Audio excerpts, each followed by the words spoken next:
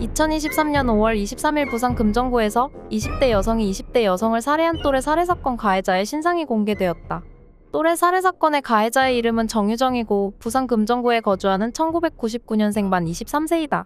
정유정은 평소 사회적 유대 관계가 전혀 없고 폐쇄적인 성격의 고교 졸업 이후 특별한 직업도 없었다고 밝혀졌다. 부산경찰청의 신상공개 사례는 2015년 10월 5일 부산진구에서 발생한 실탄사격장 총기 탈취 피의자 신상공개 이후 8년여 만인데 경찰 관계자는 범죄의 중대성과 잔인성이 인정되고 유사 범행에 대한 예방효과 등 공공이익을 위한 필요가 크다고 판단된다고 설명하며 신상정보공개심의위원회를 열어 정유정의 이름, 나이, 사진을 공개하기로 결정했다고 한다.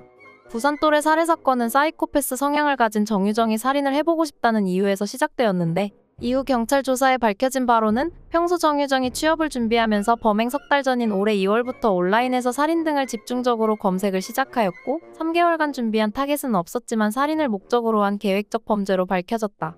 범행은 이러하였다. 과외 선생님을 구해주는 과외 플랫폼의 어플리케이션을 통하여 정유정은 학부모 신분으로 계정을 만들었고 중학교 3학년 학생을 둔 학부모인 척 연기를 하며 과외 선생님인 피해자에게 접근하였다. 이후 피해자는 정유정이 살고 있는 지역과 거리가 멀다며 제안을 거절하였지만 정유정은 내 자식을 그곳으로 보내겠다며 피해자와 접촉을 하였다. 살해 대상을 확정한 뒤 정유정은 중고로 교복을 구해 입고 범행 당일인 23일 당시 무방비 상태였던 피해자를 무참히 살해하였다.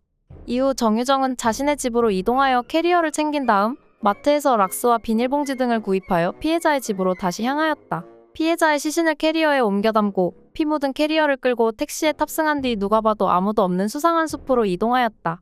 이를 수상하게 여긴 택시기사가 경찰에 신고로 경찰이 출동하였고 시신이 든 캐리어를 발견하여 사건 조사에 들어가 범행 하루 뒤인 다음날 경찰은 정유정을 긴급 체포한 데 이어 피해자의 집에서 나머지 일부 시신을 발견하였다.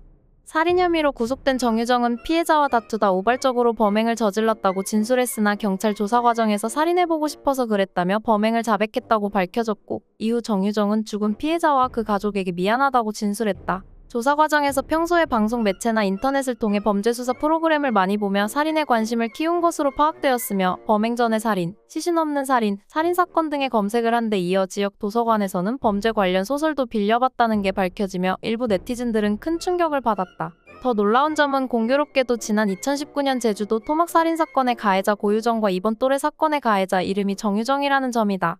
관상이즈 과학이라고들 하는데 이름도 과학과 연관이 있는 게 아닌가 생각이 들기도 하는데 여러분들의 생각은 어떠신가요?